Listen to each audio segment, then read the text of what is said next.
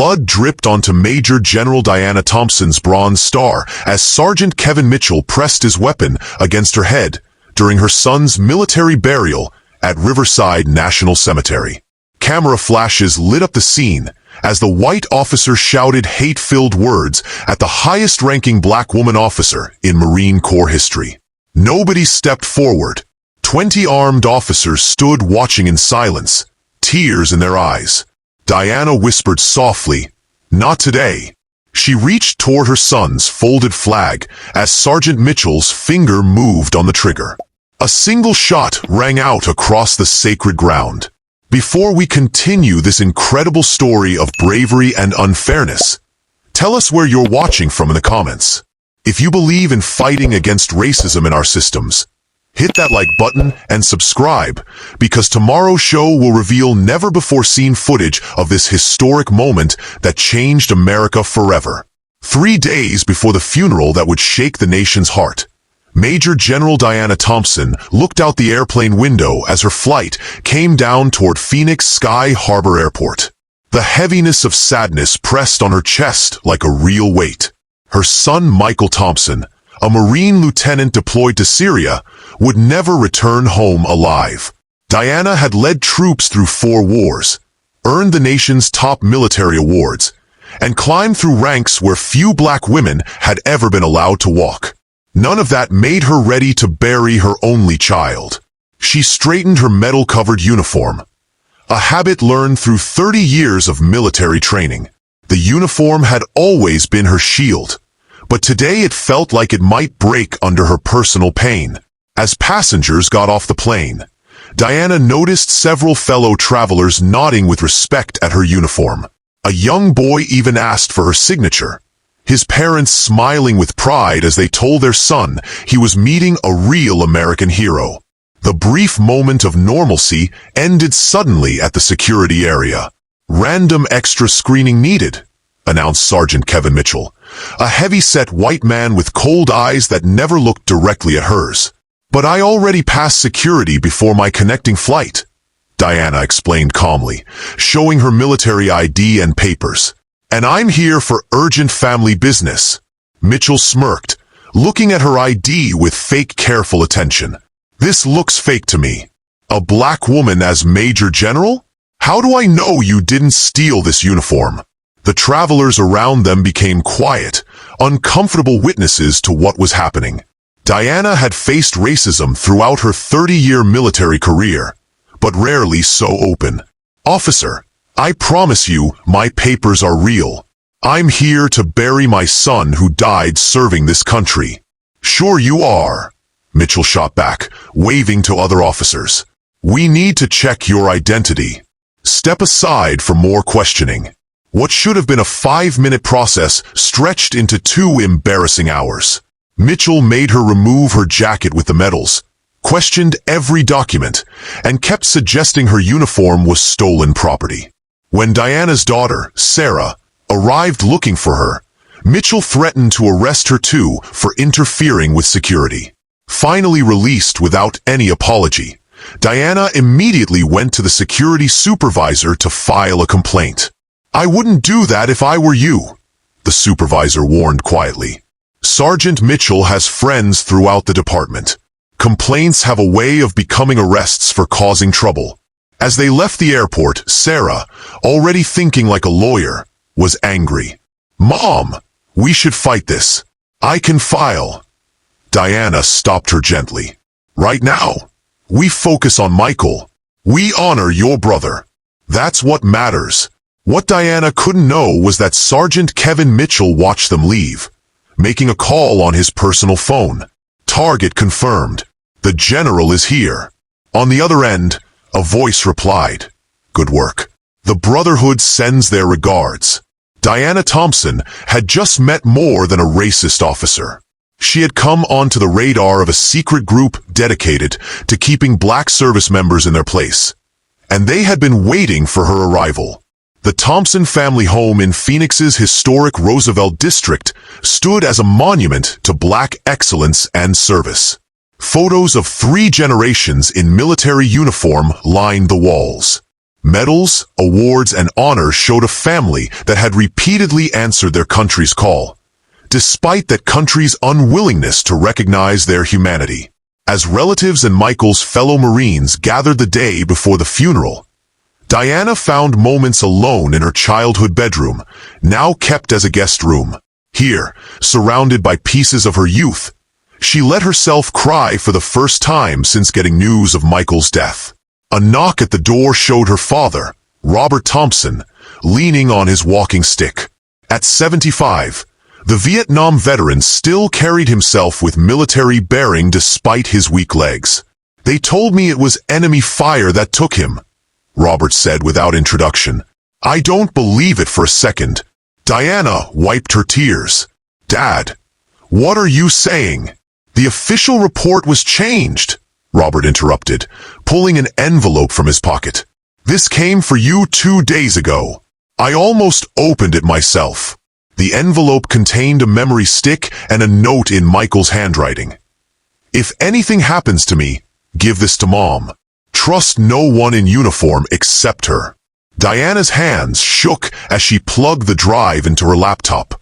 What appeared were dozens of carefully organized files showing a disturbing pattern.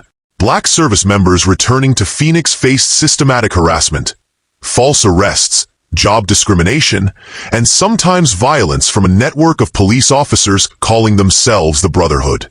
Michael had been investigating them for months.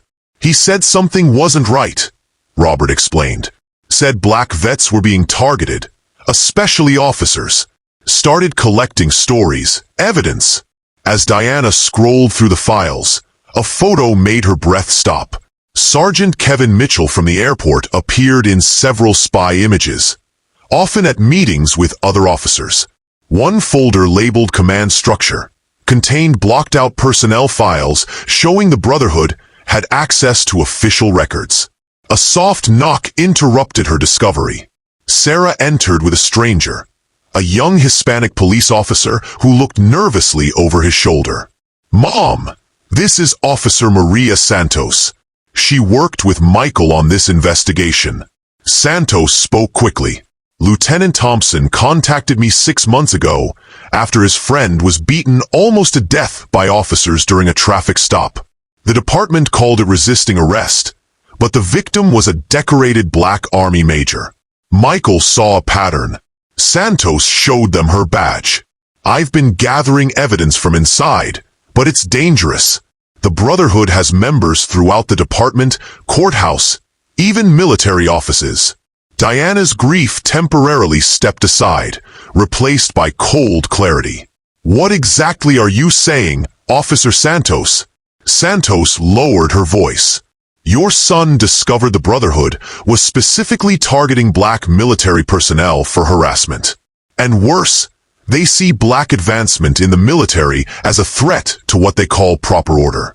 Michael was getting close to identifying their leadership. But that doesn't explain why he was killed in Syria," Sarah objected. Santos looked serious.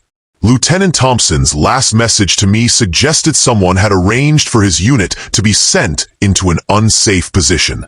He suspected his deployment orders were changed to place him directly in harm's way."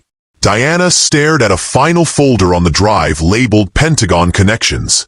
Inside was correspondence showing someone with access to military deployment orders had deliberately placed Michael's unit in danger after receiving communications from Phoenix. The implications were staggering. The Brotherhood's reach extended beyond local police into military command structures. Her son hadn't just died in combat. He had been deliberately positioned to be killed. As she processed this revelation, her military training took over. "We need to secure this evidence. Would you volunteer to help expose a corrupt system, even if it put your own safety at risk?" Comment number 1, if you believe whistleblowers like Officer Santos deserve protection. Or number 2, if you think loyalty to fellow officers should come first. Hit that subscribe button if you want to see justice served. What evil plans are the Brotherhood developing as Diana begins her investigation? And how deep does this conspiracy really go? Inside Phoenix Police Department headquarters, The official story of community service and equal justice played out in public areas. Behind locked doors and in private clubs across the city, the Brotherhood operated without fear. Sergeant Kevin Mitchell sat in the wood-paneled back room of Murphy's Bar and Grill, a known meeting spot for officers after hours. Around him sat 6 other members of their inner circle, each with at least 15 years on the force. The air was thick with cigar smoke and unspoken understanding as Chief William Barnes entered. At 58, Barnes had perfected the public image of a progressive police leader, while privately ensuring the department kept its traditional values. He nodded curtly at the assembled men.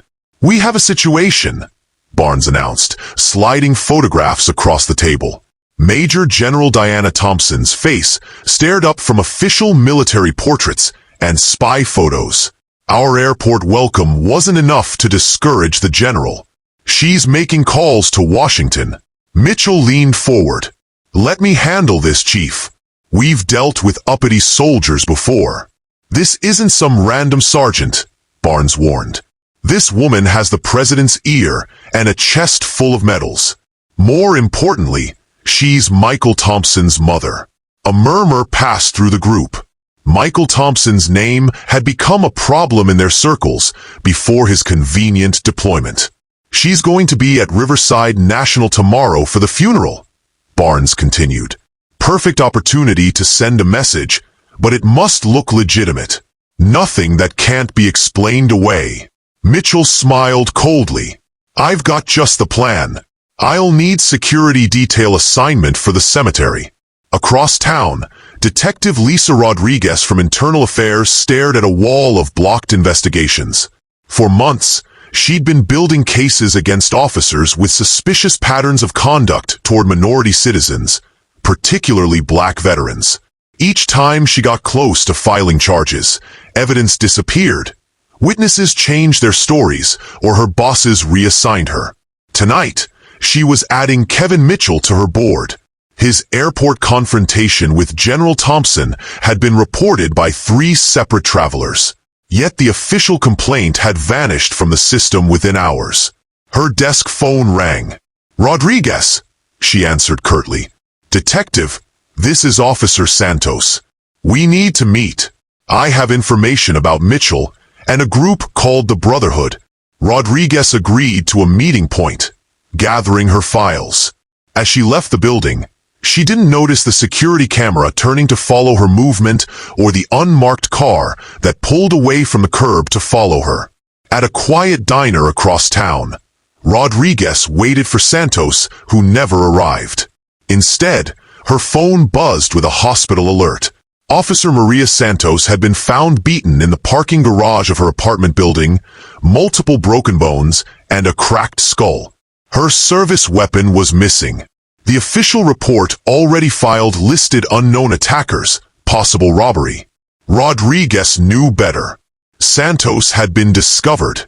As she rushed to the hospital, Rodriguez had no way of knowing that Chief Barnes was already there, standing over Santos's unconscious form. "Uncle Mitchell," greeted him as he entered the hospital room. "The officer will be unconscious for days. Doctors aren't sure if she'll remember anything when she wakes up." Barnes nodded approvingly.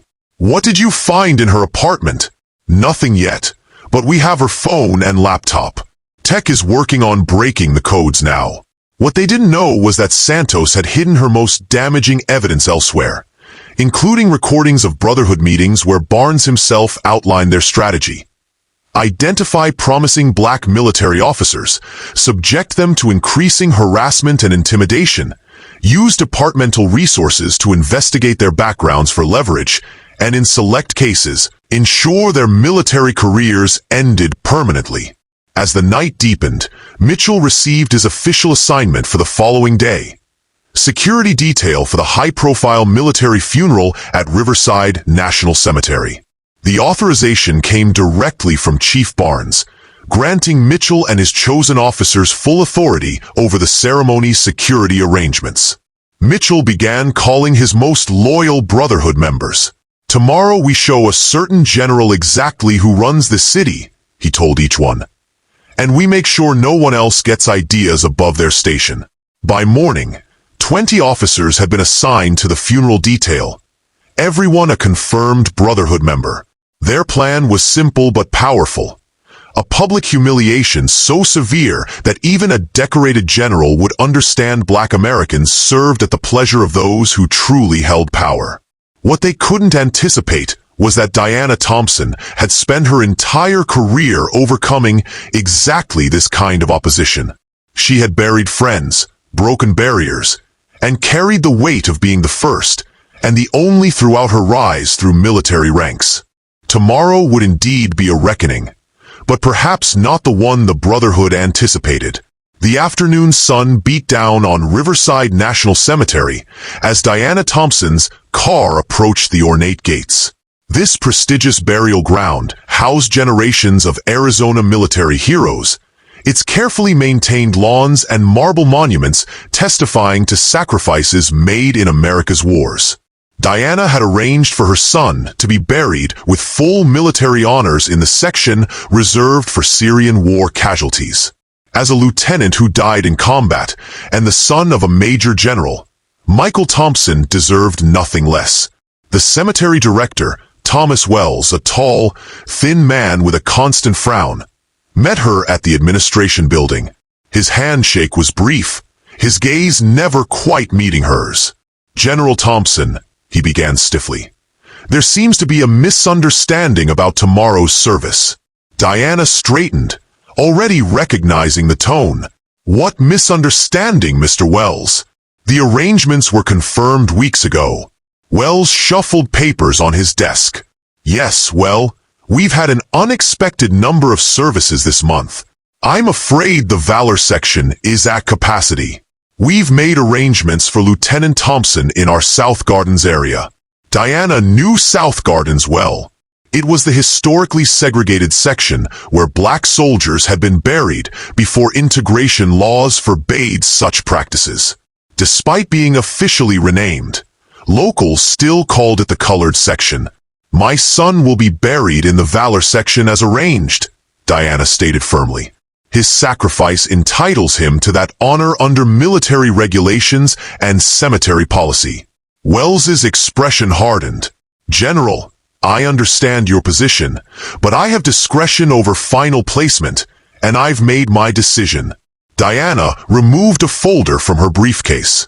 "Mr. Wells, these are the relevant military regulations, state laws regarding veterans' burials, and a copy of our contract specifying the exact plot location. Additionally, here's my attorney's contact information. My daughter, Sarah, specializes in civil rights law." She smiled without warmth. "We can resolve this professionally or through lengthy public litigation. Your choice." Wells studied the documents, his frown deepening. Before he could respond, a noise from the doorway interrupted them. A middle-aged man in a groundskeeper's uniform stood there, emotion clear on his weathered face. "Tom, you know this isn't right," the man said quietly. Wells sighed heavily. "Not now, Mike." The groundskeeper stepped forward anyway. "General Thompson, I apologize for listening in. My name is Mike Rodriguez. My son served with your son." Diana's expression softened. "You're Sergeant Carlos Rodriguez's father. Michael mentioned him often in his letters. Carlos died 3 weeks before Michael, same region." Mike confirmed, his voice thick with grief. "They were friends, brothers, really." He turned to Wells. "Tom, show her the photograph." With reluctance, Wells opened his desk drawer and removed a framed picture. 2 young men in combat gear, one black and one Hispanic, arms around each other's shoulders, dusty and grinning. "Michael and Carlos," Mike explained. "This was taken 2 days before Carlos's unit was ambushed." Wells stared at the photo for a long moment, then set it down carefully. "My son always spoke highly of Lieutenant Thompson," he said quietly. "I didn't know." He cleared his throat. "General, I apologize for the confusion. Of course, Lieutenant Thompson will be buried in the Valor section as arranged. I'll personally oversee the preparations." As Wells left to make adjustments, Mike Rodriguez stayed behind. "There's something else you should know, General. There's been unusual activity here. Police officers coming by, asking questions about the service, requesting maps of the grounds." His voice lowered. "Some of them took particular interest in where you would be standing during the ceremony." The warning confirmed Diana's suspicions. The Brotherhood was planning something for the funeral. As she thanked Mike and prepared to leave, a cemetery assistant hurried in with an envelope. "This was just delivered for you, General Thompson." Inside was a single sheet of paper with a crude drawing of a military funeral. A figure representing Diana had a target drawn over it. No message was necessary. The threat was clear. What made her blood run cold was not the threat itself, but the partial fingerprint visible on the paper's edge. It matched standard police issue fingerprinting ink. Back in her hotel room that evening, Diana received calls from Michael's unit members who had arrived for the funeral. They reported being followed from the airport, their hotel rooms showing signs of being searched. Despite these escalating threats, Diana made one decision absolutely clear to everyone. The funeral would proceed as planned. Her son would be honored properly no matter what. As night fell over Phoenix, she sat alone with Michael's service photo, steeling herself for whatever tomorrow might bring. "I won't let them dishonor you," she whispered to her son's image. "Whatever it takes." Do you believe certain professions should be held to higher standards when it comes to racial discrimination? Comment number 1 if you think police officers and military personnel should face stricter penalties for racial bias. Or number 2 if you believe everyone should be held to the same standard regardless of profession. Like and subscribe if you want to see justice prevail in this powerful story. What deadly confrontation awaits at Michael's funeral? And will General Thompson find the strength to face the Brotherhood's most brazen attack yet? Dawn broke over Riverside National Cemetery with solemn beauty. Golden light washing over rows of white markers honoring America's fallen. By 7 in the morning, military personnel had begun the careful preparation for Lieutenant Michael Thompson's funeral. Honor Guard members practiced their precise movements while groundskeepers ensured every blade of grass in the Valor section stood at perfect attention. Major General Diana Thompson arrived early, her dress uniform spotless, her face a mask of composed dignity that betrayed none of the grief or fear beneath. As she inspected the arrangements, she noted the strategic positions of security cameras her daughter Sarah had insisted on installing overnight. Given the threats, they had taken precautions, including having several of Michael's trusted unit members discreetly armed. By 9 in the morning, mourners began arriving. Hundreds came to honor Michael. Fellow Marines, veterans, family, friends, community members, and military leadership. Media vans lined the cemetery entrance. The funeral of a decorated lieutenant who was also the son of one of the highest-ranking black women in military history drew national attention. Diana immediately noticed the police presence. Sergeant Kevin Mitchell and approximately 20 officers had established security checkpoints at all cemetery entrances. What troubled her was their selective enforcement. White mourners passed through with quick checks while black attendees faced extended questioning, bag searches, and in some cases were turned away for security concerns. When a group of Michael's black unit members objected to this treatment, they were threatened with arrest. By the time the funeral was scheduled to begin at 10 in the morning, Mitchell and his officers had effectively segregated the ceremony. White attendees were seated close to the burial site, while black mourners were corralled behind barriers at a distance, many unable to properly see or hear the proceedings. Diana observed this orchestrated humiliation with cold fury, but maintained her composure. This was about Michael, not the provocations of the Brotherhood. Taking her place beside her father, Robert, and daughter Sarah, Diana prepared to honor her son while the cameras rolled. The ceremony began with military precision. The chaplain spoke of sacrifice and service. Fellow officers shared memories of Michael's leadership and compassion. Throughout, Diana sat ramrod straight, the perfect image of military bearing, despite the visible police interference at the ceremony's edges. When it came time for her to speak, Diana approached the podium with measured steps. Dozens of cameras captured her image as she stood before her son's flag-draped coffin. "My son," she began, her voice strong despite her grief, "believed in an America worth fighting for, worth dying for. He believed in a country that could live up to its highest ideals of equality and justice for all its citizens." As she spoke, she noticed Sergeant Mitchell moving closer, speaking into his radio. Other officers began positioning themselves around the ceremony's perimeter. Michael saw injustice and refused to look away. Diana continued. He confronted inequality wherever he found it, believing that true patriotism means holding your country accountable to its promises. Mourners nodded in agreement, many wiping away tears. "His final message to me," Diana said, producing a letter from her pocket, "arrived after his death. In it, he wrote about his concerns regarding systematic targeting of black service members." A murmur passed through the crowd. Sergeant Mitchell took another step closer, his hand now resting on his holstered weapon. Diana read from Michael's letter. "Mom, what I've discovered goes beyond ordinary racism. There are organized efforts to undermine black military advancement, to intimidate and threaten those who serve with honor while black. I've documented names, incidents, patterns. If anything happens to me, this information must reach the proper authorities." As she finished reading, the honor guard approached with a ceremonial folded flag. The lead soldier, a white sergeant who had served with Michael, presented it to Diana with formal precision. "On behalf of the President of the United States Marine Corps, and a grateful nation, please accept this flag as a symbol of our appreciation for your loved one's honorable and faithful service." Diana reached for the flag with trembling hands, the first crack in her composure visible only to those closest to her.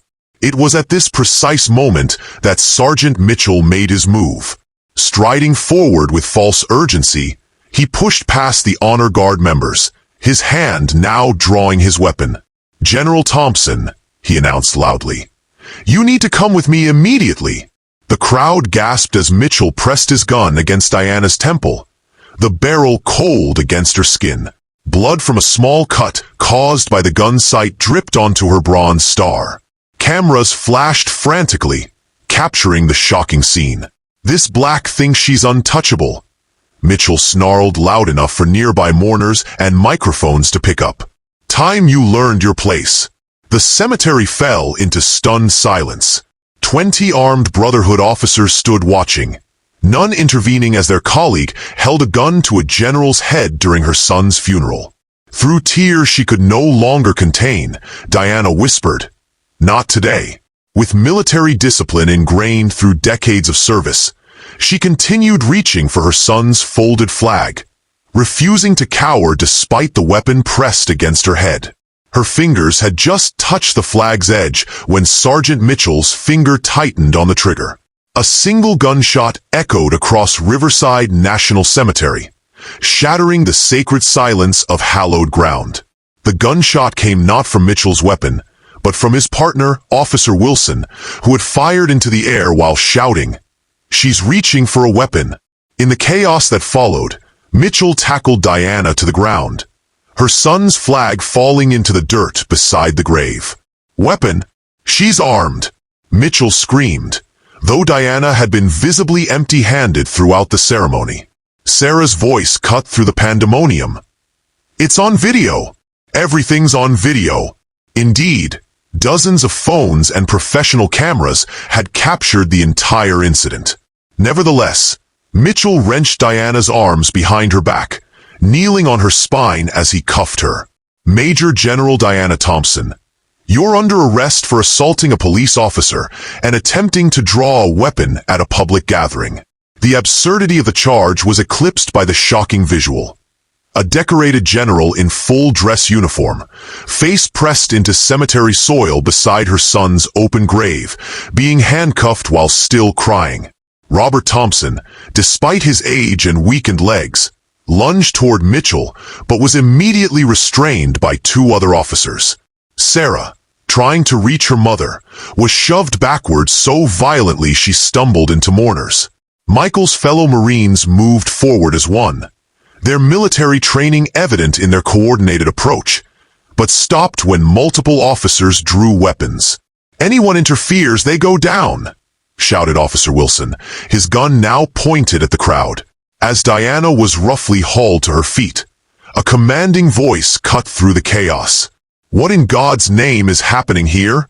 A tall black man in an impeccable suit pushed through the crowd, flanked by two individuals displaying federal credentials.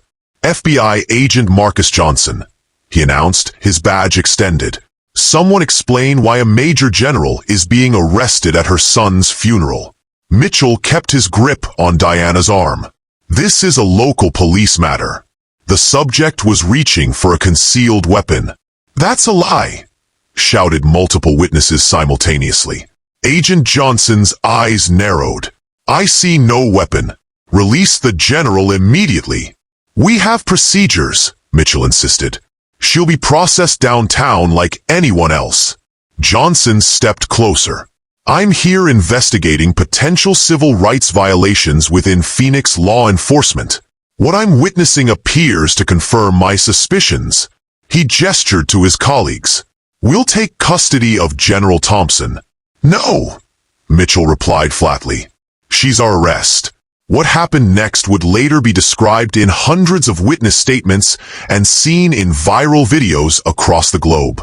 Mitchell ordered his officers to confiscate all cameras and phones as evidence, leading to physical confrontations throughout the cemetery. In the confusion, Diana was dragged away from her son's unfinished funeral, still handcuffed and forced into a police cruiser. One of her medals was torn from her uniform in the process. Agent Johnson immediately began collecting witness information, while Sarah called every legal and media contact in her network. By the time Diana arrived at Maricopa County Jail, the first videos of the incident had already reached social media. One particularly clear recording taken by a veteran who had hidden his phone showed the entire sequence. Mitchell approaching unprovoked, drawing his weapon, pressing it against Diana's head. Wilson firing to create confusion, and the fabricated claims of a weapon. The veteran had managed to upload it before his phone was confiscated. Inside the jail processing area, Diana maintained her dignity despite the deliberate humiliations. Officers denied her request to change out of her uniform, forced her to undergo multiple unnecessary searches, and lost her paperwork repeatedly to extend her detention. "You think those stars on your shoulder mean anything in here?" sneered the booking officer, deliberately mishandling her fingerprinting to require multiple attempts. "Just another black criminal to us." 4 hours into her detention, still denied her phone call, Diana heard a commotion in the jail's reception area. Agent Johnson's authoritative voice carried down the hallway, demanding to see her immediately. The jail supervisor refused, citing ongoing processing. Meanwhile, outside the jail, an extraordinary scene unfolded. News of General Thompson's arrest had spread with unprecedented speed. Hundreds of veterans, many in uniform, had surrounded the building. Military personnel from nearby bases arrived in growing numbers, standing in silent formation. They made no threats, attempted no interference, but their message was clear. One of their own was being mistreated, and they were bearing witness. Inside her holding cell, Diana finally understood the Brotherhood's true objective. This wasn't just about intimidation. It was about public humiliation calculated to diminish her stature and undermine her credibility before she could expose their network. She was in the system now, and the system was designed to break even the strongest spirits. What would you do if you witnessed a decorated military officer being mistreated by police? Comment number 1 if you'd record the incident to ensure accountability. Or number 2 if you directly intervene to stop the injustice. Subscribe now for tomorrow's episode, where we'll see if the system designed to break Diana Thompson meets its match. Will Agent Johnson's FBI investigation be enough to counter the Brotherhood's influence? And how will America respond to seeing one of its highest-ranking officers handcuffed at her own son's funeral? The months that followed would see a reckoning unlike any in recent American history. The viral videos of Diana Thompson's arrest sparked nationwide protests, congressional hearings, and a complete transformation of how America confronted systemic racism in its institutions. Sergeant Mitchell and Chief Barnes were sentenced to decades in prison. The Brotherhood was exposed as a nationwide network, leading to investigations in police departments across the country. Diana was promoted to full general and established the Thompson Foundation for Military Justice, ensuring her son Michael's legacy lived on through reform systems and protected whistleblowers. Standing at Michael's completed grave 1 year later, Diana Thompson rendered a final salute to her fallen son. The legacy of their combined courage would endure through reformed institutions, new laws, and a generation of officers and service members inspired by their stand against injustice. The Brotherhood had sought to maintain an old order of discrimination and intimidation. Instead, they had inadvertently created the conditions for unprecedented transformation toward the more perfect union America had always promised to be.